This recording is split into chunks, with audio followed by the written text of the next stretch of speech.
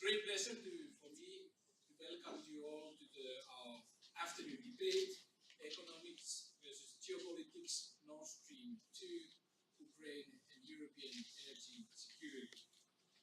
Upcoming weeks and months will be very crucial for the project of Nord Stream 2. Those who are in favor of the project underline it's about economics, it's about boosting European economy, it is about enhancing European energy security because, as the story goes, more pipes come to Europe, better it is. But most importantly, it's about business, no political dimension. However, those who oppose it say almost exactly the opposite. They are underline that it will hinder or it will diminish European energy security, and it can have a very important geopolitical impact. 13 EU member states have expressed their reservations on Nord Stream 2, using pretty much the arguments just mentioned. Many of those countries are from Central and Eastern Europe, previously under Soviet bloc. Many of them still using the old Comecon infrastructure, dependent on Russian energy. They would like to see that these whole negotiations would be conducted under Commission's leadership, ideally in the framework of European Energy Union. As we remember, that was the proposal of 2014.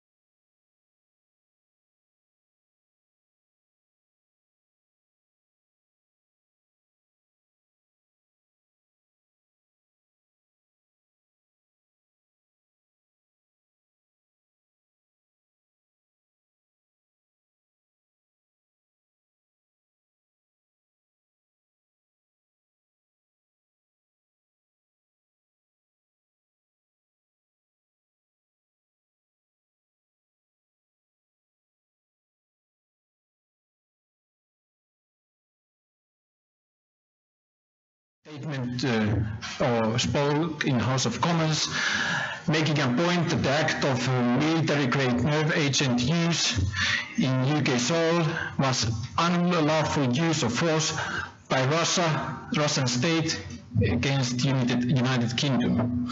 Only a day later, after very lively debate in Westminster, where concerns were expressed about the fact that maybe UK is too reliant or dependent on Russian energy. One of the first tankers of the US new facility in the middle of Atlantic changed its course 90 degrees, I guess because of the request of the UK administration, and directed towards the United Kingdom. So I guess that's very clear symbolic and practical signal what the UK thinks about their energy security. And only a day later, actually 4 head of states of United States, France, United Kingdom, and even Germany were expressing in their statement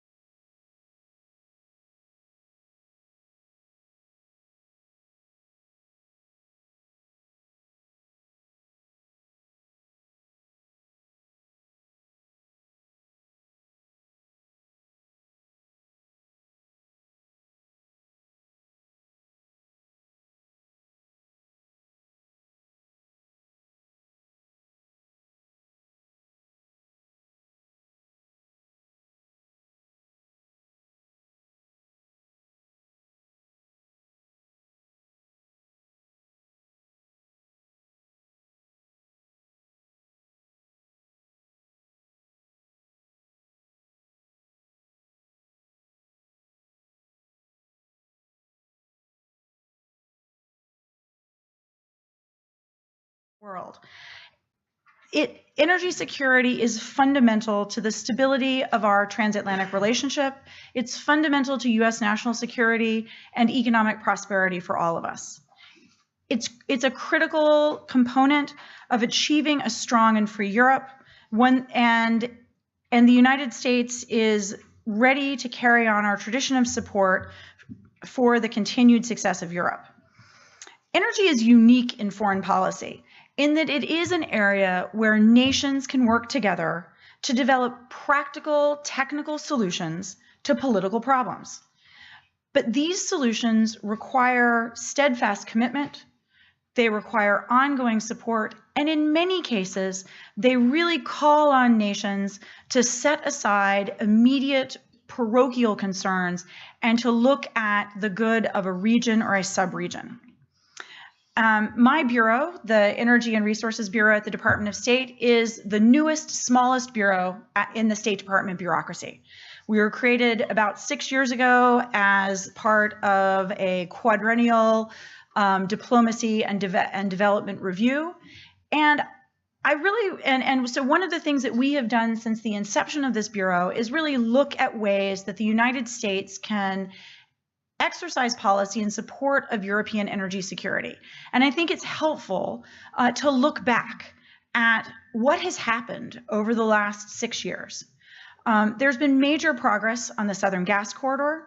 There have been significant reforms in Ukraine's energy sector. There have been a support of diversified gas supply routes and sources to Ukraine, many of them through reverse flow pipelines out of Europe. The Baltic region, which had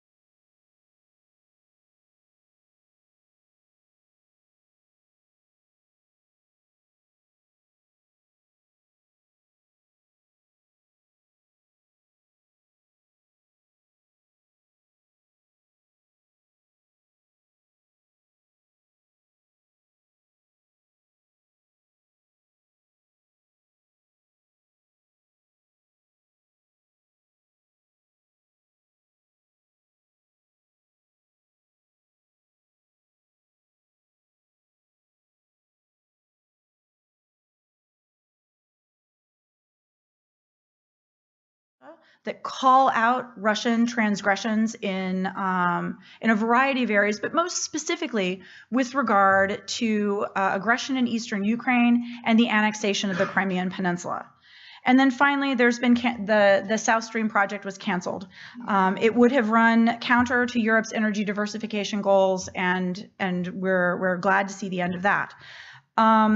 Throughout this entire multi-year process, the United States has demonstrated a long-term policy commitment in support of European energy security as defined by European institutions. This is a policy that the United States has been pursuing arguably for decades. And one thing that I'd like to do in my prepared remarks is dispel the notion that the U.S. energy security policy with regard to Europe, and specifically U.S. policy with regard to the Nord Stream 2 project, is all a sneaky plot to sell U.S. LNG to Europe. The United States is a brand new LNG exporter. First exports happened in 2016. First permitting began in 2014.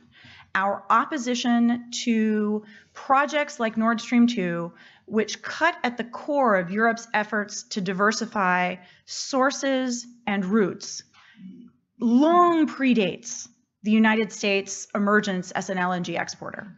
As recently as 7 or 8 years ago, the United States was focused on what was an LNG importer. We were building import terminals on the Gulf of Mexico designed to bring LNG from Trinidad to the United States. Some of those terminals have been turned around and they're now exporting gas, but this is a new advent. The shale revolution in the United States was indeed revolutionary. And although the IEA will tell you that they foresaw this in 2009, it was not widely believed until it actually happened. And I'm seeing some of you from the oil and gas industry here shaking your heads, because it did come as a surprise, I think, both to policymakers and to industry. It was a very welcome surprise. The United States is now the largest gas producer in the world. Admittedly, most of that gas is consumed in the United States, but the advent of the United States as a gas producer and exporter has changed the equilibrium in global gas markets. And that is a long-winded way of saying, but even though we're happy to sell natural gas to anyone who would like to buy it at competitive prices, this is all not a sneaky plot to sell it. I think we look at U.S. support for European energy security as a foundation of the transatlantic relationship. For the last 3 decades, the United States has supported infrastructure development and regulatory reforms necessary to enhance European energy security, and these reforms have received bipartisan support in the United States from successive U.S. administrations that, quite frankly, share very few other policy aims. I think that that's important to point out, because this support from the United States is steadfast and enduring. And we have supported our European partners as they pursued initiatives like the European Energy Union, the EU Third Energy Package, as well as infrastructure projects that will ensure that no country from outside the European Union, including the United States, would be able to use its position or resources as a geopolitical weapon. And this is central to the discussion about projects like Nord Stream 2. At the 3 Seas summit last July in Warsaw, President Trump made it very clear when he said, "The United States will never use energy to coerce your nations, and we cannot allow others to do so." There are countries in Europe who remain vulnerable to coercion. 35% of total European gas imports come from Europe, or come from Russia. 11 European countries are dependent on Russian gas.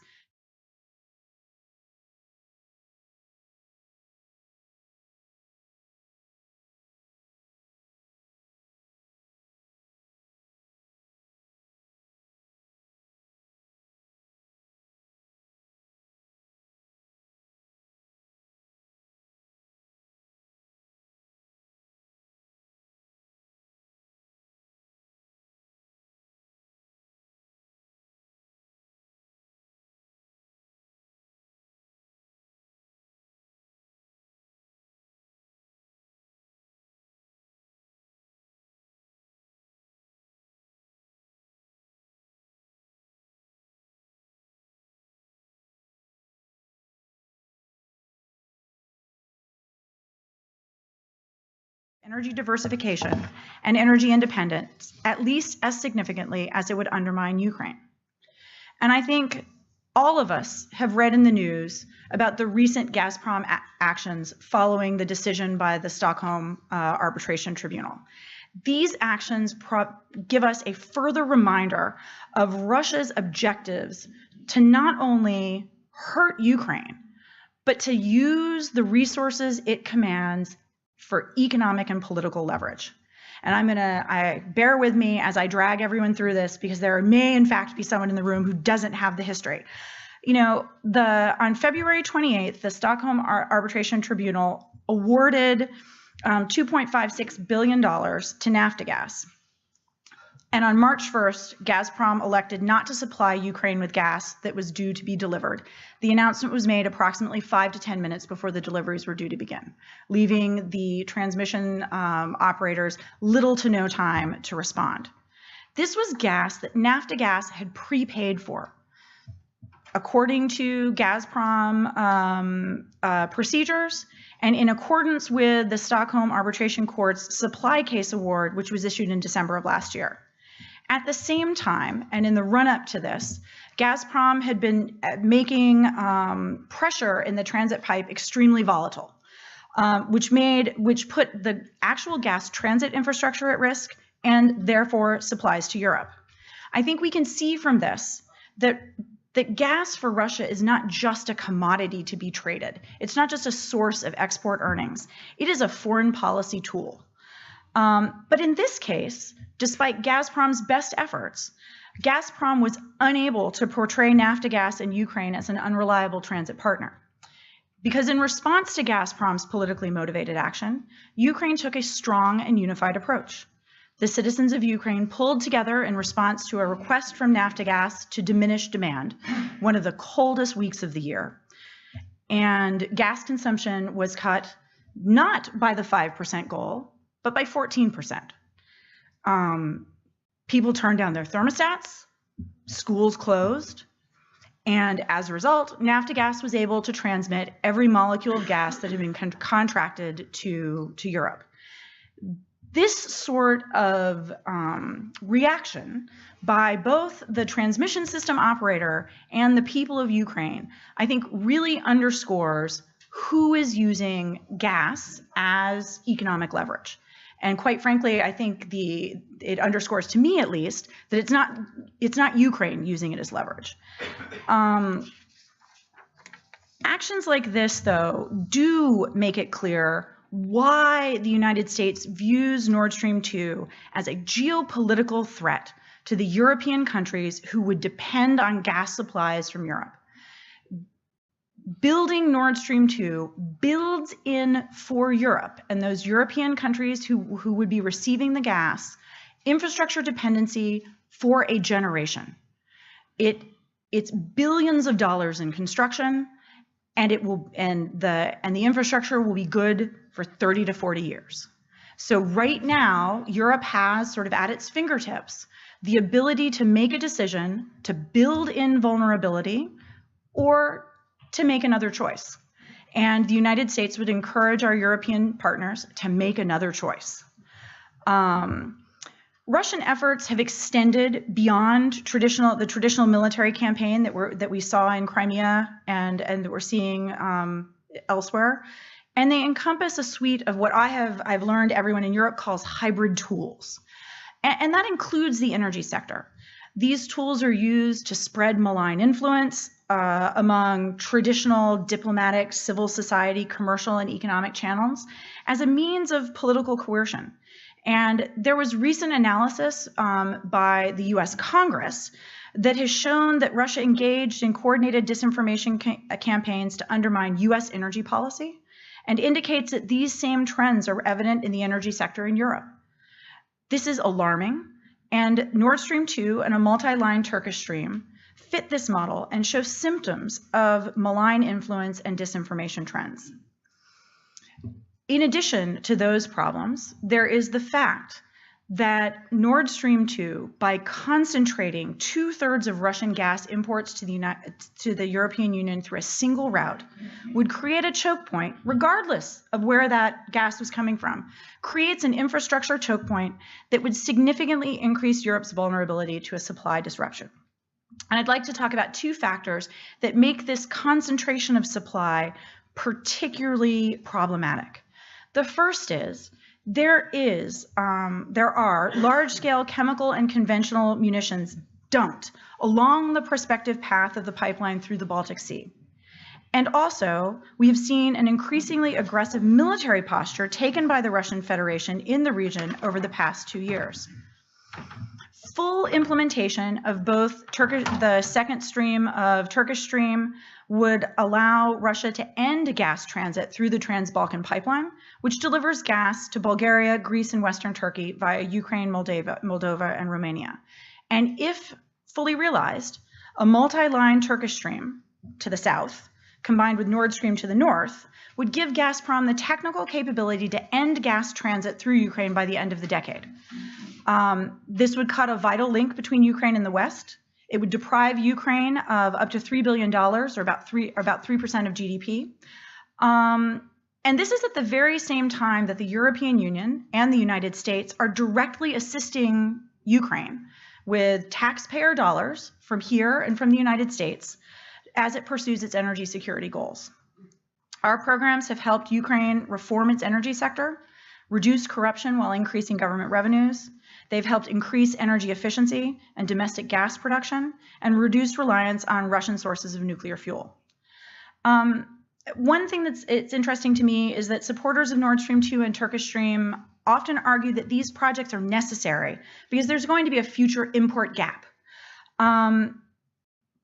But we don't see that as likely, in large part because Russia has announced that it intends to stop transiting gas through Ukraine. So we believe that the exact same molecules that are currently transiting Ukraine would simply go by different routes. That is not a solution to an import gap.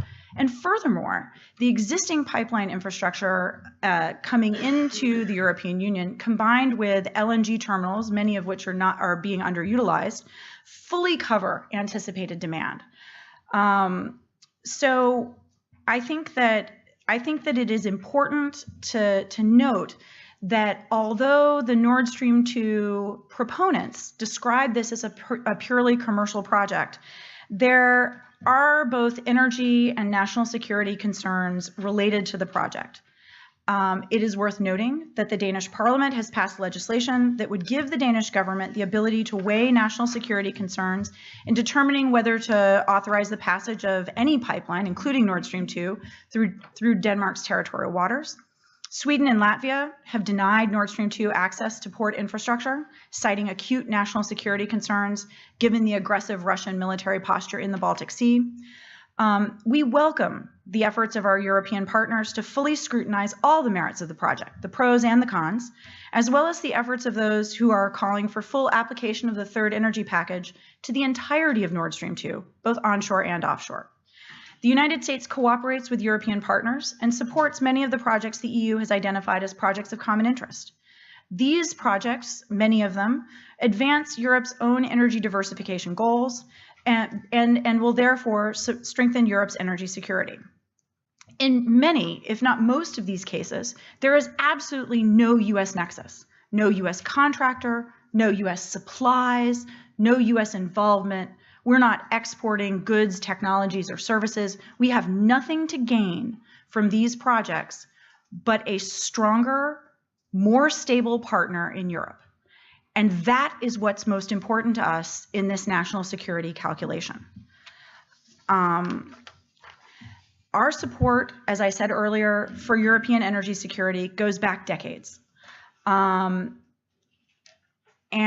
I think that in looking at the totality of what the United States and Europe have partnered on in terms of energy security over time, the diversification of sources, supply routes, types of fuel, we see that the United States supports Europe and each member state in their individual energy transformations.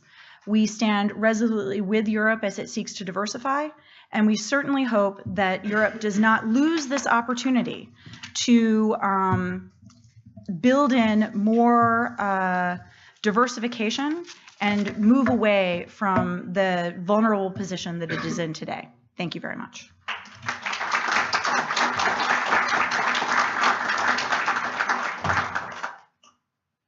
Would the speaker please join me?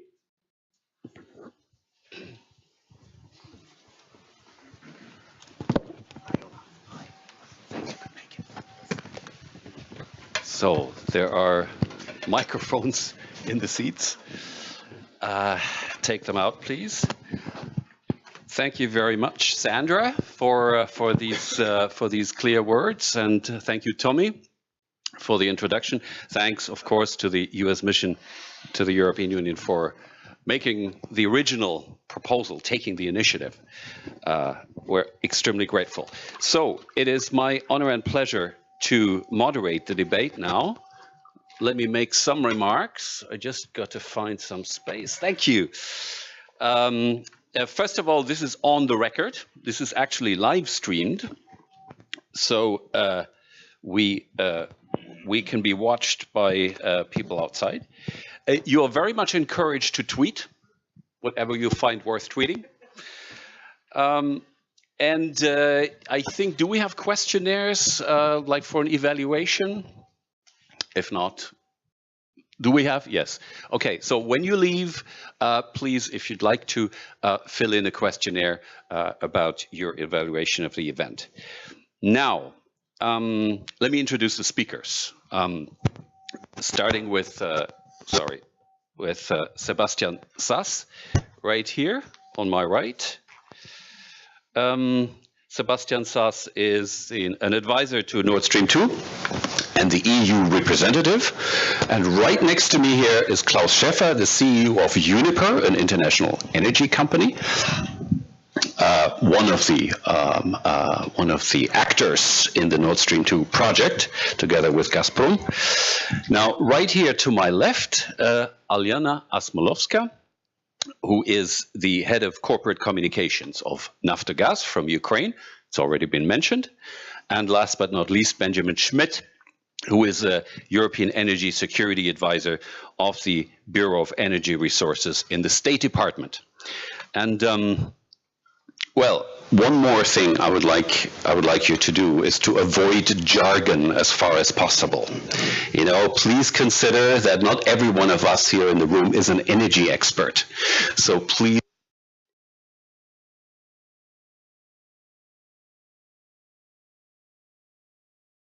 to offer you a question, actually. In 1997, in St. Petersburg, the State Mining Institute published a dissertation. And it was called, in Russian, I will only start with strategiczne planirowanie wojskownictwa mineralne, and so on and so on. Actually, I'll give you the English translation. The strategic planning of the reproduction of the mineral raw materials base of the region under conditions of the formation of market relationships. Guess who the author was? Vladimir Vladimirovich Putin. Actually, allegedly, the text has been heavily plagiarized, but Russia is not a country where this would lead to the resignation of a politician, as we all know. Now, what did he say in this dissertation?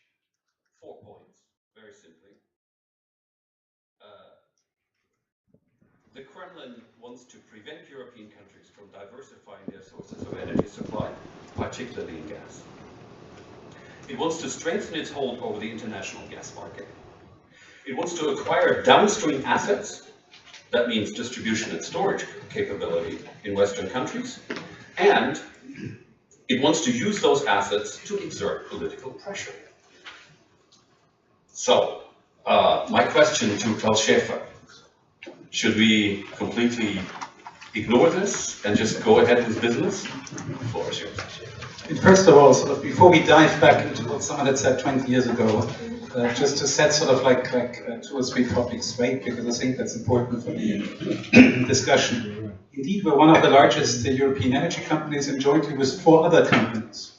And thus sort of like reuniting literally sort of like the very strong gas players across Europe. We're indeed sponsoring the project Nord Stream 2 because we believe fundamentally that it indeed makes sense for Europe and for European energy supply. And yes, we do view it as a private project because it's financed entirely by private money, and therefore sort of like unlike some of the projects that indeed get the support, as has been said, by the European Union, which is good as it is, because let me also be clear, while sponsoring Nord Stream 2, we're actively working as a company for diversification of supply. We were instrumental in opening the Southern Corridor with the TAP pipeline and access to Azeri gas. We contracted US LNG, and we're working sort of like with a variety of other nations in terms of importing gas into Europe. And therefore, I, as a person leading that company, plus also as a company, we have that whole concept sort of like firmly in our mind. Nevertheless, sort of, I think the Deputy Assistant Secretary sort of like correctly said, in a competitive market, increasing security of supply is all about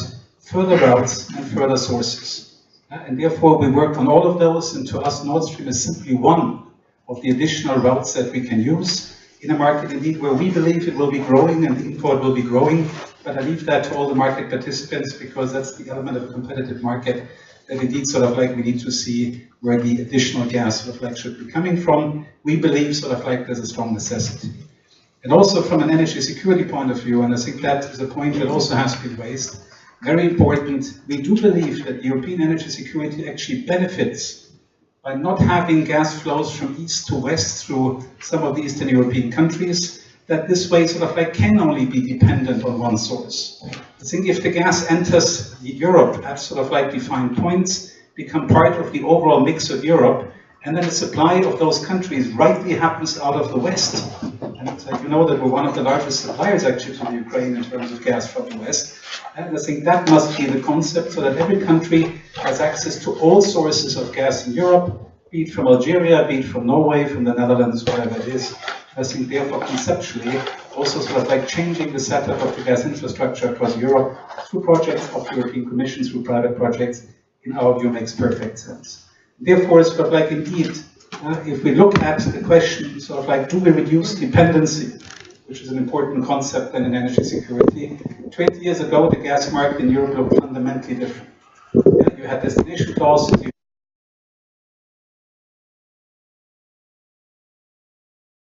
all fine, but rightly the EU and through the common market for gas, we've achieved a fantastic success that indeed sort of the situation has dramatically changed. You sort of quoted the numbers earlier, who is dependent on what, but let me tell you one thing, the only country sort of like remaining in Europe that is dependent on Russian gas is Russia itself. They need to sell their gas. Whereas we have choices we can import from different means. Simply building a new sort of motorway to another country does not mean that we're suddenly dependent, that people sort of like flock along that motorway. I think it creates optionality, it gives us something we can choose from, and I think it's that choice that characterizes competitive markets, and therefore that is what I'm standing for, sort of let competition prevail. This sort of like is the power that over the last decades has always served also policy interest in the end. Competition should survive, and therefore very much sort of in that direction. Thanks very much. Just one follow-up question. Could you then explain the Stockholm, the incident after the arbitration in Stockholm about Naftogaz? How does that fit into your picture? Frankly, I think we have somebody on stage that can do that far better. I'm not privy to any conversation, discussion whatsoever. I can only say sort of we're importing gas from Russia for nearly 50 years, 50 years, and we never had an issue, and therefore I think I would have to leave it to the people that can relate to that in a better way. I should not speak about others. Okay, well, thanks very much. Indeed, let's turn to our Ukrainian representative, Alyona. What is your take on the issue? Thank you very much, Ronald. You will not believe, but I would like to start with a bit more fresh quote from Mr. Putin. And it's quite a short quote, but very bright one. I ask you to listen. After the collapse of the Soviet Union, Russia, which in the Soviet era was called the Soviet Union abroad, it was called Soviet Russia. If we talk about our national borders, lost 23.8% of the territory, 48.5% of the population, 41% of the gross public product, 39.4% of industrial capacity, I pay attention almost half of that, 44.6% of military capacity. This is the quote from Vladimir Putin, which he has, from the statement which he has made to the Federal Assembly in the beginning of March. So this madman in Kremlin has just declared Ukraine and a dozen of other independent states his lost territories and his lost people. We are not comfortable with that, and we do not think this should be tolerated. So my question to this panel, goes first to Mr. Schäfer. We may argue with some of your assumptions on the competition and how the demand in Europe is going to be developing. But I would like to point out that Uniper is not in gas transmission business. Uniper is not allowed to do that gas transmission business in Europe according to the European law. You are not in financing business. You are not a bank to lend the money. You are not in lobbying business. You are not a lobbyist company. So I believe that the truth of your participation in this project is very clear. You are colluding with the Kremlin to lobby for a project which is outside of the scope of your business model, which may create unfair advantages for you to distort the competition in the European market, which will enable the Russian dictator to wage and upscale his war against Europe. Thank you very much. That was a short and clear statement. I think I will now, at this point, turn over. Yes, please do. Please do. Just a quick answer, just to rectify some of the comments that were made. I refrain sort of like from making comments on the last part, and trust me, I'm sort of the CEO of an energy company that very carefully has to balance the interests, and my key interests are my customers. These are large industrial companies, it's large municipal utilities that care about the safe and sound energy delivery, and I think that is certainly something I do worry about. With regards to my business model, sort of like we always invested into infrastructure to facilitate new gas. We have a stake in an Italian gas terminal, LNG. We do have stakes in the link between the UK and Europe. We do have, and we were owners of Nord Stream 1, which we then simply sold on to generate the means to invest in Nord Stream 2. So our business model is and was always to facilitate new infrastructure. We were a shareholder in TAP, which we divested at the time when the project was moving towards completion. So that was always the logic, create new infrastructure to allow new gas into the market. Therefore, that is definitely something that we always did. Trust me on that one. I run the company long enough. I know what our business model is. I'm not doing that to pollute as anyone. I think we're getting into that later on. Let's have the initial round of comments on the panel, and then we can come back to individual points. So, Sebastian, would you please? Yes, thanks very much. I appreciate the opportunity to be on the panel and to respond to Deputy Assistant Secretary Oudkirk's intervention at the beginning. Let me also first welcome you to Brussels in your new role. I'm happy to engage with you on these subjects. So, first of all, there were a few references to European pipeline history, and I have to say, whenever I discuss this subject with US representatives, I also feel reminded, or I have a certain sense of a déjà vu here.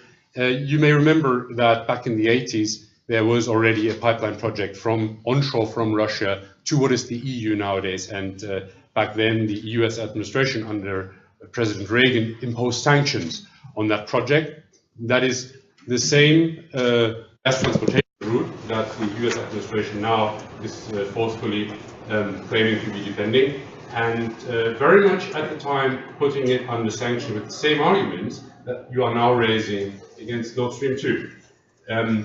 We know how history went. The pipeline went into operation. It never helped the Soviet Union to gain dominance over Western Europe. In fact, later on the Soviet Union collapsed.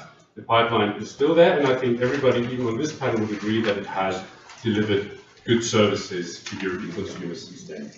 But more specifically about the number of points that were raised here, and there are too many that I could fit them all in my 5-minute intervention that I was granted. Firstly, it has been said that Nord Stream 2 would somehow weaken energy security of the EU in view of Russia because it would hand over political leverage to Russia. Well, have a look at the market reality of today. It generally has evolved also a lot from those historic times that you were referring to earlier. Even 5 years ago, the market was very different. The reality of today is that there has never been a greater choice of external gas suppliers to the EU than today. The European consumer has never had the opportunity to choose between more external suppliers, including LNG, than today. And that puts the EU consumer in a very strong position. The one that has leverage on such a market is actually the consumer, not the supplier, because the consumer is in the position to switch suppliers. The pipeline supplier cannot turn the pipeline into another market.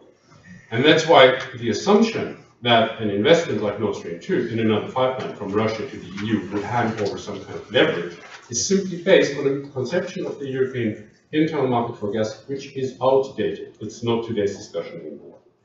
Secondly, it has also been mentioned that Nord Stream 2 would somehow lead to a deterioration of the position of Eastern European member states of the EU in the internal market. Now, it's undisputed that the key challenge to energy security for everyone in the EU's internal market and to gas prices is the fact that domestic EU gas consumption is depleting rapidly. We have already lost 43% of our gas production capacity within the last few years, and production capacity is decreasing at a rate of about 50% in the next 20 years. So if we don't address that, then that is the key challenge in terms of supply security and prices to everyone within the EU and in the EU's internal market. And this is because the EU's internal market acts basically like a pool.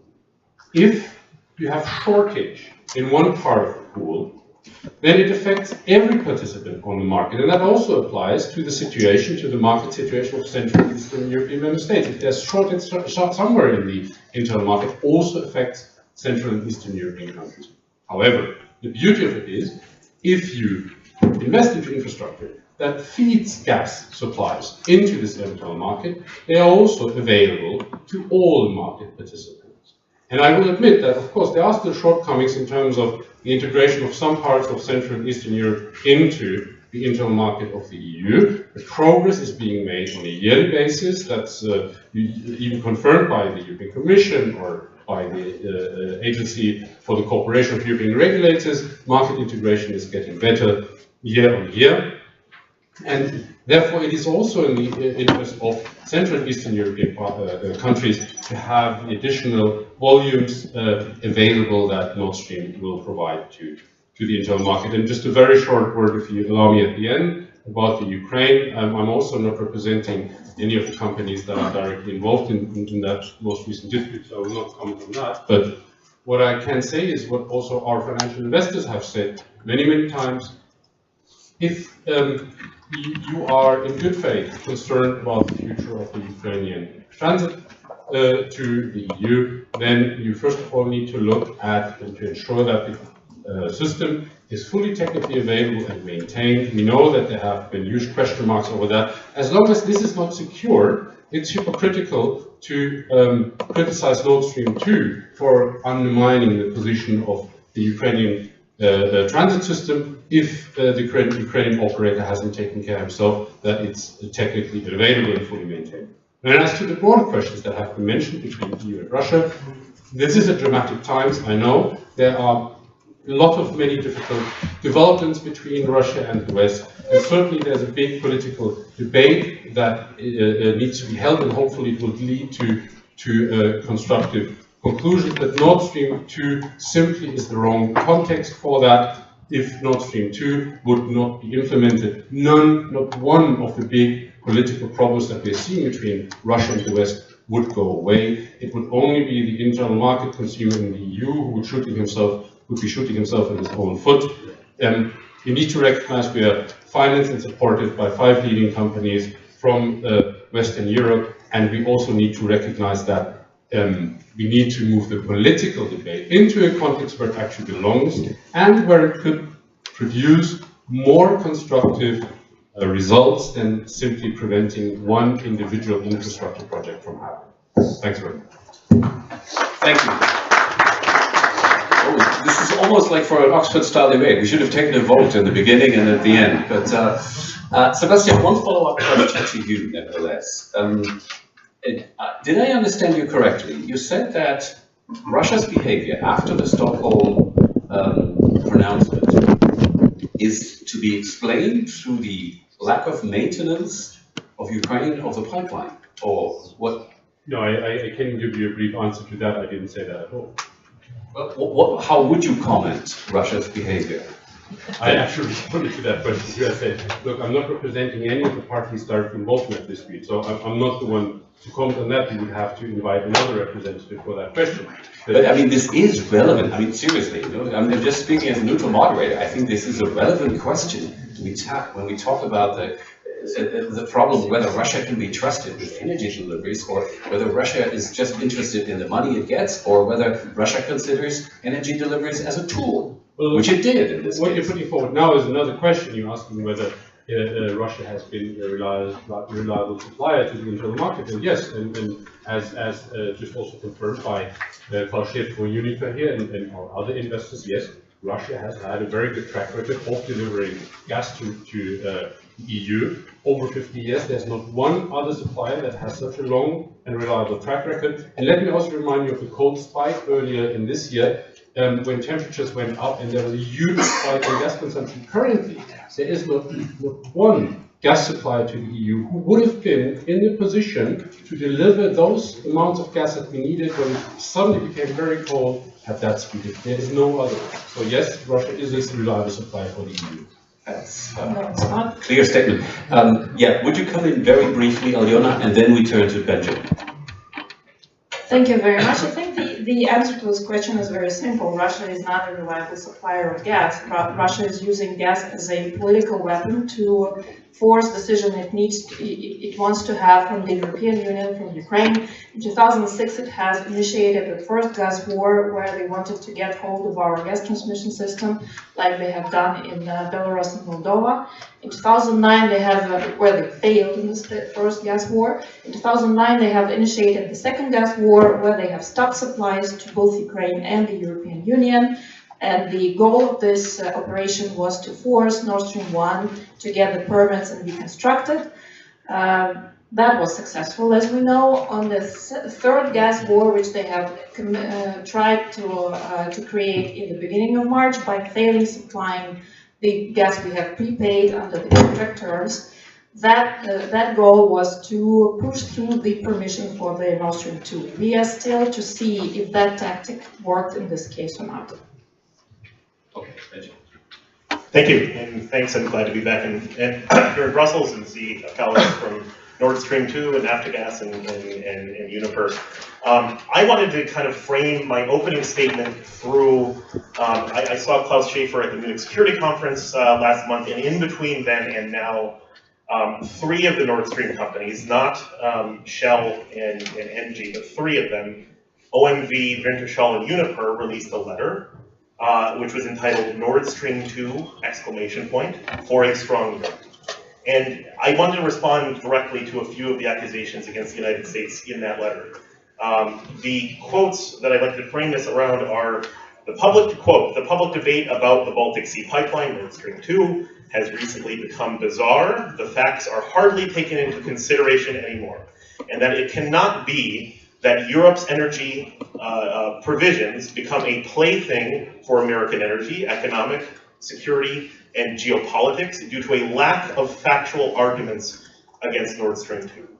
And on that front, I think that it's a little unfair because I think we've had very factual debates here in Brussels and a very good exchange of ideas, so I don't really understand this notion that we have a lack of facts. But to underscore the factual nature of this, I'd like to go through the numbers of Nord Stream 2 and the facts associated with them, so there's absolutely no question that we are talking about facts here. So to respond to a few of the other notions in this letter, quote, in short, Nord Stream 2 connects and strengthens Europe. It is a pan-European project in the very best sense of the word. So when I see pan-European project, I see some of these other numbers that seem to call that into question. The number 25, that's the number of MEPs from Europe against Nord Stream 2 that debated in the September 2017 European Parliament debate. 13 MEPs last week co-authored a letter in the Frankfurter Allgemeine Zeitung against Nord Stream 2 entitled Putin is dividing Europe. 6 parliamentary chairs wrote an open letter, Poland, the Baltic States, Moldova, and Ukraine. That's ongoing right now. 7, that's the number of German MEPs and members of the Bundestag that wrote the FAZ article, Nord Stream 2 harms Europe, and that's from all of the parties, CDU, CSU, Greens, FDP, including the foreign policy chair, Norbert Röttgen. 9 heads of state signed an open letter against Nord Stream 2 in 2016. 2 senior officials from the European Commission, Vice President for Energy Union Šefčovič, Commissioner Kalniete, who both stated that this is against the European Energy Union. And just to kind of throw it across the Atlantic, 39 US senators signed a letter last week against Nord Stream 2, asking for it to be stopped in Europe. 98 voted for CATSA provisions for the sanctions and codified the US opposition to Nord Stream 2. As Das Output said, 2 consecutive administrations that really don't see eye to eye on a lot of things, both agree on that. And this morning, the Canadians have come out and also said that they have very strong concerns with the reliability of Gazprom as an energy supplier, given the ongoing situation between Naftogaz and Gazprom, and therefore want to raise the Nord Stream issue in the G7 context. So it's not just the United States on our side of the Atlantic. 250, that's the number of, or more than that probably, the number of European projects of common interest. Nord Stream 2 is not one of them. Nord Stream 2, quote, is just a commercial deal, is something we hear all the time, but I don't understand that a commercial deal can rely on dozens and dozens a week of disinformation articles posted by Russian state-sponsored disinformation sources, RT, Sputnik, automated websites like micetimes.asia that are just kind of new disinformation models out in the world right now. The millions that are spent on lobbying in Washington, Brussels, Berlin, etc. for the project. Again, as Das Outkerk said, this is a hybrid threat campaign. These are using and co-opting former and current senior officials in Europe to move forward the Kremlin's energy agenda. And it just doesn't make any sense. You know, there's this Congress report that showed that Russia has engaged in this coordinated disinformation campaign against the West in its energy interests. And I kind of want to end with this, in addition to some of the military security concerns that Sandra mentioned. 3 ports in Sweden and Latvia that said that they were so concerned about the national security elements of this project that they blocked the port. Having 2/3 of energy imports, gas imports from Russia to the EU through a single corridor, 2.7 billion in transit fees that would be lost, and then 55 BCMA, which is the Oigal capacity moving to Baumgarten. So if this is somehow to move gas to this import gap in Western Europe, I don't see how that makes any sense. The Baumgarten route is going to be the same. There is no upgrades to the pipelines that are actually moving, the Nel pipeline, for example, moving gas to northwestern Europe, so this seems to make not a lot of sense. We saw in the network development plan that the Bundesnetzagentur put out recently that finally Oigal was added to this and added 3 billion. And the last thing I want to say is 14%, the very last thing, and that's the amount that Ukraine and the Ukrainian people were able to reduce their consumption by to ensure that Gazprom could not label Ukraine and Naftogaz as an unreliable transit partner. This inspired the world. This inspired the world. We were unbelievable. It just happened. And frankly, at the same time that this crisis happened, Nord Stream 2 decided to run a major PR campaign at a Schalke Bundesliga game at the very same time. And so I want to end with this. That's why the spirit of European solidarity once again stood up to these sort of coercive strategies and were able to show that sort of solidarity that the European Energy Union is formed on, what the US supports, the Europeans' own energy policies. And this is the spirit of European unity and solidarity that brought the EU first together in the European coal and steel community, and that spirit lives on today. So when you go to the numbers, Nord Stream 2, they just don't add up. Thank you, Benjamin. Thank you. I think you didn't entirely manage to avoid the jargon like Baumgarten gap and stuff, but say gas hub in Austria outside of Vienna. Okay. No, fair enough. I think you got your message across. Just one follow-up question. Can I return to Sebastian's argument? Like, look, we've never had as many gas suppliers as today. So why worry? If the Russians don't deliver, we get our gas elsewhere. Someone is reminding us of their presence here. Maybe we have to hold them different. Everyone get their mics away. Diversify your microphone routes. Yeah, please do. I mean, so Sebastian, we've discussed this in the past. You've shown at many conferences a very rosy picture of the European energy landscape, in which the PCI projects, again, which Nord Stream 2 is not one of, the Oigal pipeline, by the way, would add to taxpayer burden. So it's not as if this is completely subsidized by private companies. Nord Stream 2 may be, but the onshore portion to convey that gas further would not be. So let me just say that a lot of these pipelines don't exist, the ones that we support, because the Europeans support them. These are the Europeans' own projects of common interest. The Baltic Connector, the Baltic Pipe from Norway to Poland, the Interconnector Greece-Bulgaria, the Brua Pipe. None of these exist. None of these exist. And if they did, then you're absolutely right. That this would be a resilient market, that the Russian Federation could not or would have a difficulty amount of effort to use energy for political coercion. But this idea that the market is so mature that it can't happen, we saw it happen 3 weeks ago, and it's still going on. It's still going on as we speak. Think about that. Just think about that. Yes. I think this is a. Would you like to briefly respond, or? Yeah, sure. Okay. Then you put forward so many things and numbers that I find it hard to figure out which of them I should now respond. Exactly, that's why I find it difficult to respond to, because I didn't hear that many. You talk about the state of the integration of the internal market, and how well or not well Eastern and Central European countries are integrated and make use of the common volumes that have been supplied to the EU's internal market. one more figure, if you're talking about figures that could be interesting for you.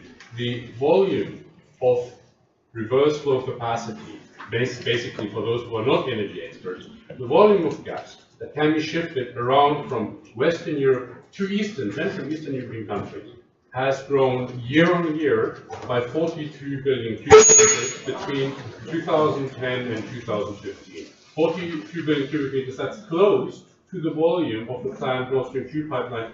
Every year, the interconnection capacities of the EU between 2000 and 2015 have been growing by that speed. That's just one figure to illustrate to you how well and how fast the internal market is actually developing. And I think it's also worth recognizing that. We would wish that the European Commission itself also would recognize that more and take more pride in the fact that the internal market actually has made the EU very resilient. And it's simply a matter of fact that also through LNG terminals, but also because there are other supplying countries available, there is a broader range of suppliers to the EU than ever before, and not one of them has, through being a supplier, any sort of political leverage over the EU political decisions.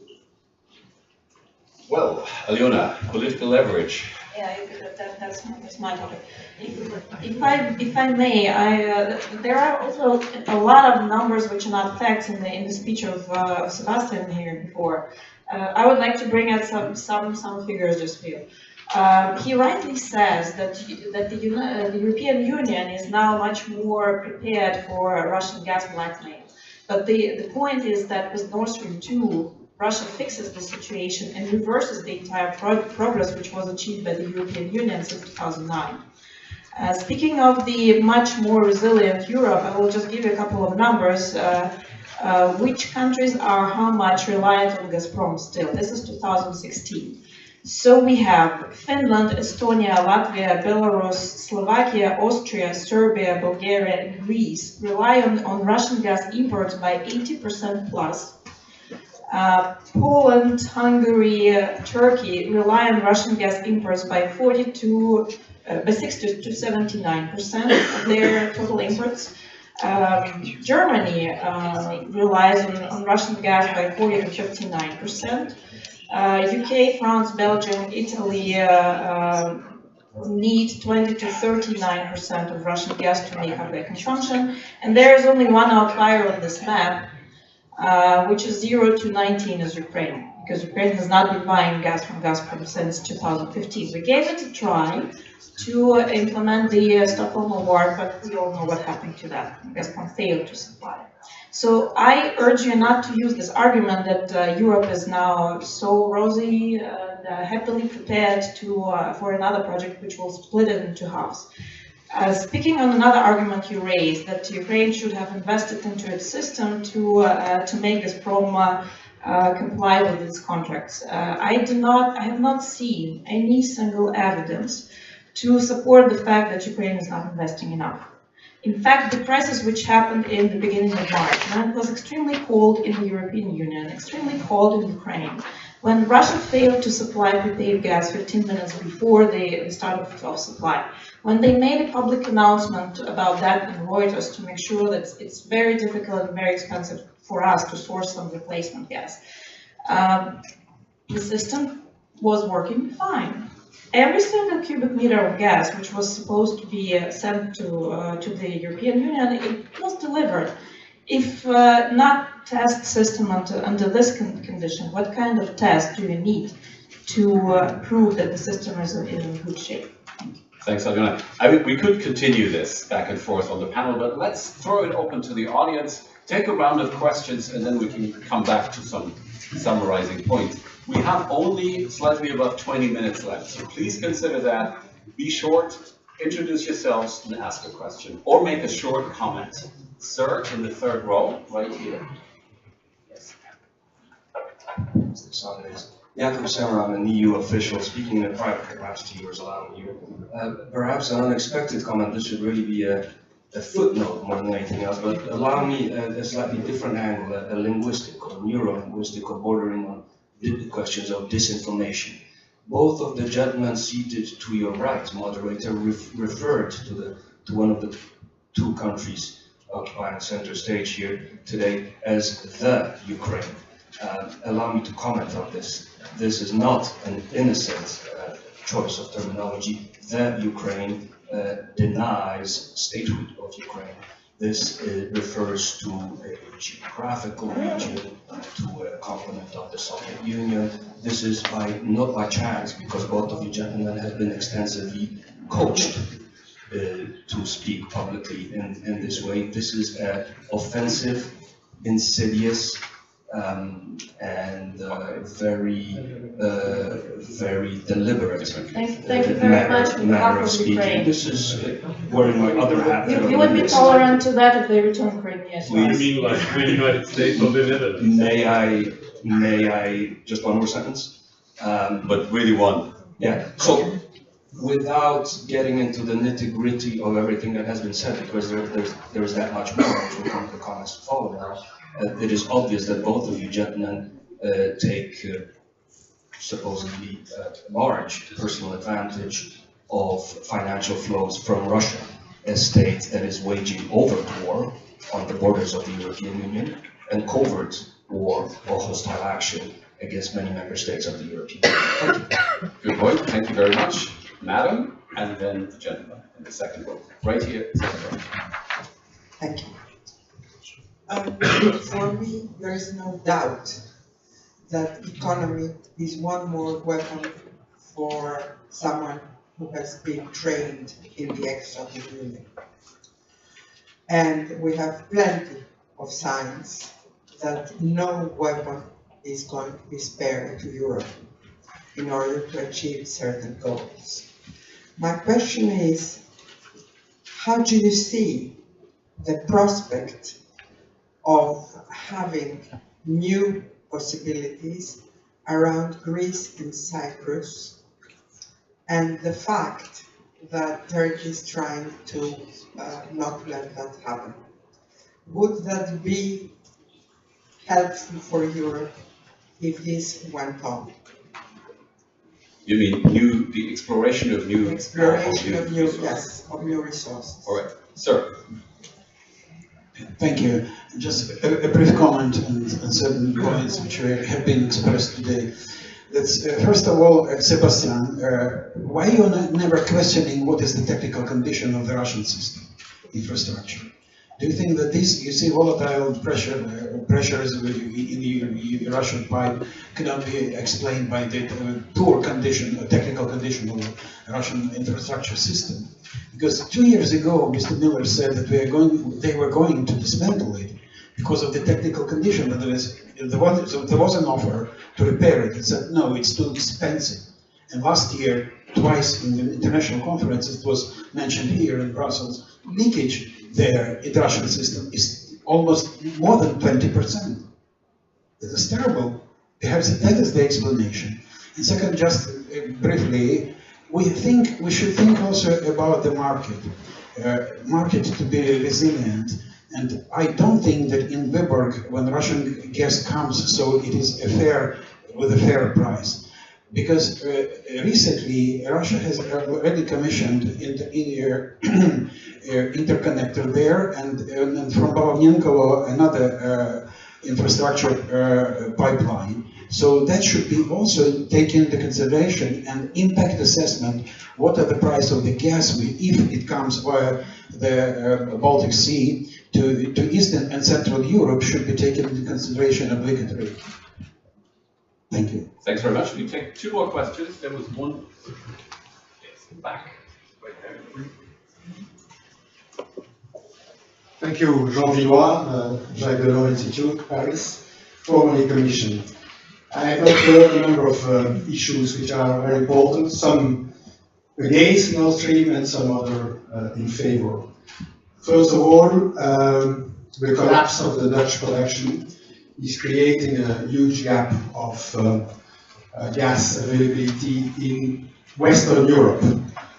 And that's a fact which is there for the last 3 years or 4 years, and which could justify fully Nord Stream 2 going west in Europe, not going to Baumgarten. So that's the question I have to Sebastian. Why are you not going west? Because UK, Belgium, Netherlands, And of course, Germany needs gas, that's for sure.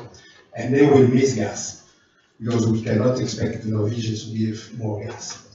So that's the first question.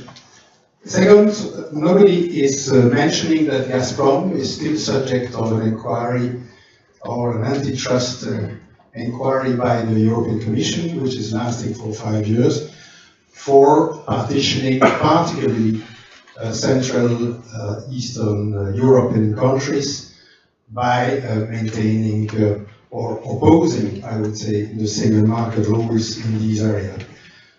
I know that there will be only a solution in the coming months coming on this, but this is a fact, and even if there are commitments by Gazprom, it means that there was something there. And my own experience shows that indeed Gazprom for a long time has played member states against member states. The South Stream case is absolutely clear about that. And so we have not to be naive about the way Gazprom and Russia is opposing the member states against the member states when we are dealing with this. And Nord Stream 2 is the best evidence. Gathering 5 good Western companies in major countries was the best way to get the support of these countries for Nord Stream 2. And that's a very clever way to have the support of Germany and UK and Netherlands and so on, and France. So at the end, my comment, and this is a comment addressed maybe to EPP, the problem is within Europe. The problem is the division of the European Union and its inability to have a common position on the relationship between Russia and the EU in the field of energy. And I have to say, we have only problem in gas. We do not have problems in oil, where we are more dependent, or about the same level of dependence, 33% today, on oil coming from Russia. We have no problem with oil because it's liquid. Pipelines are always clear. Thank you. Thanks very much. And Monsieur Mohammed, right straight in the back, sir. Thank you very much. Mrs. Uzmanovska, you said that Russia is using gas as a political weapon.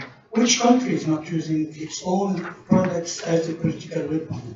We have USA, EU aid, and I will not speak more about that. My question is, when now they discovered a lot of gas in the Mediterranean, East Mediterranean, Cyprus, Israel, Palestine, Lebanon, Egypt, and even Syria. Don't you think what's going to be the consequence of this discovery on Nord Stream 2? And don't you think that knowing what's happening now in our world, tensions, don't you think that we have to be more soft, more diplomatic with Russia? Thank you very much. Point, thank you very much. And the last question is from the lady in the second row. Right. Thank you very much, Anna Dobilmarska, Polish oil and gas company. Not question, but comments. Mr. Schaffer, it's good to know that Gazprom is capable to be a reliable partner. It is not the case in Poland.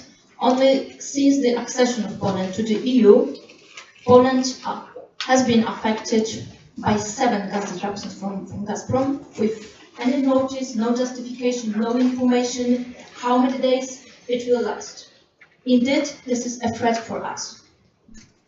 So what I want to say that not all states, not all companies within the EU are treated in the same time by Gazprom as the gas supplier.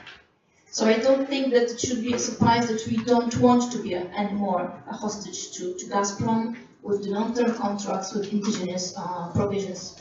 And that's not only about the unfair prices, but also limitations in gas infrastructure and others. And one comment to what was said by Mr. Sanz. Indeed, we have in the EU relatively, and in some parts, very well developed internal gas market. but that refers to northern western parts of Europe, and indeed we, CE region, wants to have the same well-functioning, liquid and flexible market. From our perspective, Nord Stream 2 is the investment that will prevent us from diversification, and we do not want to be circumvented by gas from the same source, one source, which is perceived by us, and also I think what the other colleagues from our region, as not reliable. And what's more, I want to stress is that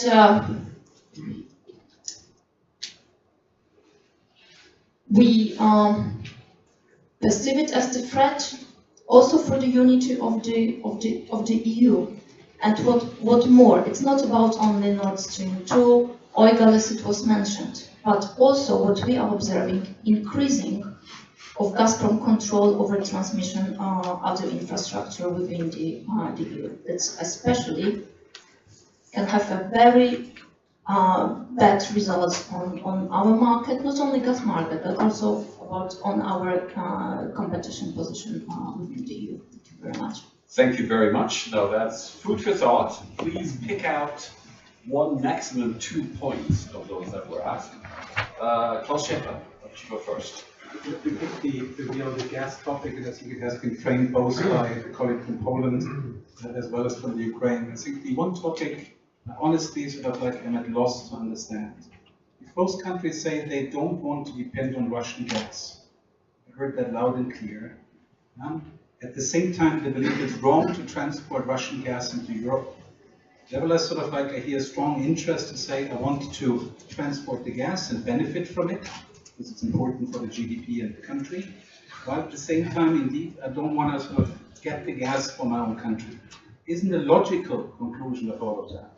And indeed, sort of like there is no flow from east to west to Poland or to the Ukraine. If you don't want it, I'm not saying I'm advocating for that. I believe there's a benefit if it flows through there. But I mean, rather than really sort of like extend the European market in the liquid, in the transparent, in an open way, from the core of Europe, sort of like all the way to the borders of Europe, and therefore give everyone the same chance to benefit from the open market that we have in Europe. I just cannot understand why, if you don't want to have it, and that can, again, sort of like you'll have your arguments for that, why do you insist that nevertheless the gas needs to flow from east to west? Do the opposite, sort of like say we want to be supplied from the west, we want to sort of like see Europe investing into gas infrastructure that permits that. It's great, these are projects of common interest, better linkage and everything. I'd be very supportive. Yeah, I mean, we sort of like are a gas player that's active across Europe. We supply many countries, many players in the market. Happy sort of like to do that, but let's do that out of a combined sort of like single European market. And let's not do it by maintaining and insisting then on those topics. Last issue is the whole question of sort of like who lets himself divided by whom. There's also a question of law. Let's be very clear, we had sort of like very clear legal advice by the legal service of the Commission and by the Council that indeed sort of like Europe does not have a mandate, it's not a European topic.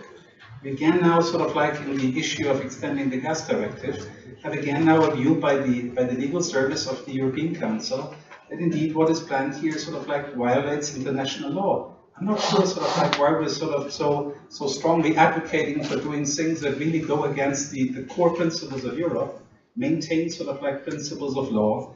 There was a limited consultation of stakeholders, those who look at sort of like who were in favor and who were against that, find sort of like that those who were against that is a very broad group. I mean, from Spain all the way to Italy, all the way to sort of many countries in the Northwest Europe that sort of advocate against that for good reason. Whereas sort of like the advocates in favor, I think, are very densely concentrated out of one country. And therefore, I just want to make sure that we uphold the principle of law in Europe. That to me is a core part of our democracy. And therefore, pushing that always in a direction because we don't like something would be the wrong way. I may answer to that. It's very funny to hear something about international law from a company which is partnering with Russia, which has just annexed a part of the country in Europe and continues fighting our people, our army on our own territory.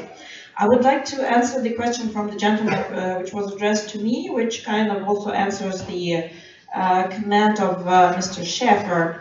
The first one, which country does not use energy as a weapon? I can say that we are importing from the European suppliers for 4 years almost, and we did not have a single occasion on which we would have any doubt that the gas we have prepaid would actually be delivered. So we can say that that country which is not in the position to use gas as a weapon is not using gas as a weapon.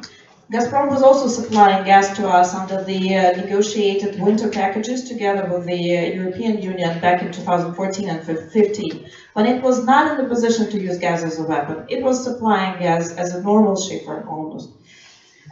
Speaking of the discoveries of new energy or new gas fields in the Mediterranean and other areas, speaking of the Energiewende in Germany, we all have to realize and to know that maybe 30 years from now, gas will not be needed, and Ukrainian gas transmission system will not be needed, and Polish gas transmission system might not be needed, and of course Nord Stream 2 and Nord Stream 1 will not be relevant anymore. But we need to make sure that before that, until that time, Ukraine and Poland and other countries in Europe survive as a country. For us, it's not a matter of gas supply, not a matter of revenue and income for Ukraine that much. For us, it's a matter of defense, for national security. We need to have this time when with our gas transit, we are holding the bully by the hand. If this gas transit is taken away from us, the bully's hands are free to go on and attack us. So for us, it's a matter of preserving peace in the major part of Ukraine, preserving peace in Europe, and that's why it's also a transatlantic issue where we are happy the US to be involved. Thank you. Sebastian. Yes, sure. Thanks very much. There were probably too many questions now to respond to all of them individually, but I'm happy to take that into the break and into the reception after this panel. But there was one thing echoing through many of the comments and questions, and that is the question about the relation that we should have with the internal market for gas in the EU. And I think the answer to supply security, to competitive prices, really is in the full implementation of the internal market rules throughout the internal market, and ensuring that every investment into supplying the internal market is also welcome and can compete with each other based on a level playing field. This is basically what our investment will be based on. Nord Stream 2 is nowhere near in the position to fill the full gap of supplies that is coming up since domestic supply in the EU is deteriorating at rapid speed. There is ample room and need for gas supplies from other sources, and also including LNG from the US or from other countries. But we should let these supplies compete based on a level playing field, and that will deliver the best results in terms of security of supply and pricing for European customers in all of the EU. Okay, thanks very much. Benjamin. Thanks. Hello. Thank you. I just have a few questions, I think, both to Nord Stream AG and to the 5 Western investment partners. Yeah, very, very short. So we saw a Tagesspiegel and Welt set of articles in December that said that the same weeks that Nord Stream 2's original contract was signed in 2015, that asset swaps were made by the same companies in Russia. So my one question would be, is this really about Nord Stream 2 for the companies in the pipeline itself, or is it about protecting asset share in the Russian Federation? That's number one. Number two, do you ever have conversations, whether it be your senior leadership, Gerhard Schröder or Matthias Wanning, or the companies as they interact with Gazprom and vis-a-vis the Kremlin? Do you ever say, you know, why? I have to explain who Matthias Wanning is. So, please. No, you. Sorry, it's the I don't know, managing director. Is that his official title? I don't want to. Yeah, managing director of Nord Stream AG. So. Yeah, but what was he before? I'll 20 years ago. If we believe Wikipedia, he was a Stasi employee, right? Yeah. That's my understanding as well. So what I'd like to ask is, do you ever go back to the Russian side and say, boy, we really want to build this project, but it would be great if you didn't launch disinformation campaigns associated with it, didn't put pressure on Latvia and the port infrastructure in the Baltic Sea region, and would kind of come back to having this real, because if this is really just a commercial project, well, why not use, I mean, corporate governance? This is part of the role in a democracy of major corporations. Or is this state capture? I don't know. And what my question is, do you ever have those conversations back with Russia? And if not, would be great if you would. Okay, now this is the very, very last question of this panel. Then I'm going to summarize, but either Sebastian or Klaus Schäfer, would you care to explain to us what you talk about when you talk about Russia? First, First one, sort of like, let's be clear, we are not a shareholder in Nord Stream 2. The reason for that is sort of the country of Poland. That indeed sort of like forced through antitrust rules that we could not become a shareholder. I would have preferred to be a shareholder for the mere reason that I think the influence in the project is different if you're a shareholder than if you're a financial sponsor. Okay, so from a management point of view, a corporate governance point of view, which you rightly raised, Benjamin, there is no corporate governance that allows me sort of influence on Nord Stream. In the discussion with Gazprom, you're a partner. Sorry, not a partner. You're representing Nord Stream. No, I'm not. I'm a country, sort of like a company that sort of like would again sort of like benefit from the project in terms of energy security, but I'm really just financing Nord Stream. Okay, therefore, the intention initially was a different one, and again there were reasons why Poland felt sort of like that was not meant to be. I think that was an opportunity missed in my view, because I believe again, 5 Western partners being a shareholder of Nord Stream 2 would have been better. But leaving that aside, sort of obviously sort of like we have a commercial relationship with Gazprom in terms of importing gas from there. And trust me when I speak to the management of Gazprom, obviously we relate our view on many topics of the industry, also beyond. And what I don't do sort of like is I'm not speaking about that with politics. I'm not a politician. Therefore, sort of like in the exchange with Gazprom, that is certainly the case. To what extent that they relate that then further and what they do with the information, obviously that would be up to Gazprom. But in a very important, large commercial relationship, absolutely you talk about broader issues. Last question, I think, was the question of relationship between asset swaps and other topics. Trust me, sort of like back in 2015, when we took the initial decision to look into the project and support the project, that was really driven out of a discussion that lasted years before, after Nord Stream 1. It was always sort of like the question, does it make sense to extend it? At that point in time, the market wasn't right for that. With a view in the Netherlands that was quoted by the colleague, for example, with some of the other developments in terms of gas demand and supply, we felt the need for an additional pipeline was there in order to cover that gap, and that was the driver behind the project. Okay, thank you very much. Let's wrap up at this point. I think we can all agree that we agree to disagree. And if I may summarize the two main lines of argument, we had on the one hand the view that this is about competition, this is about consumers' interests, this is about cheap gas for the future of Europe and safe supplies for the future. Russia can be trusted, it has a good track record, and you know, even if they wanted to blackmail us, they couldn't, because we have the choice of resources and so on. So the other side would indeed claim that Nord Stream 2 is not just a business project, like Gazprom is not just a company, it's an extension of the Kremlin.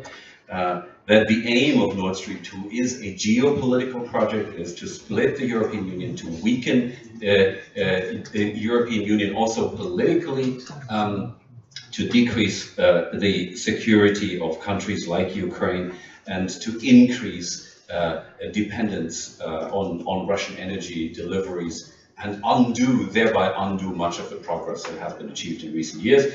And finally, there's a positive alternative to the Nord Stream 2 project, which is to continue diversifying, to increase the share of liquefied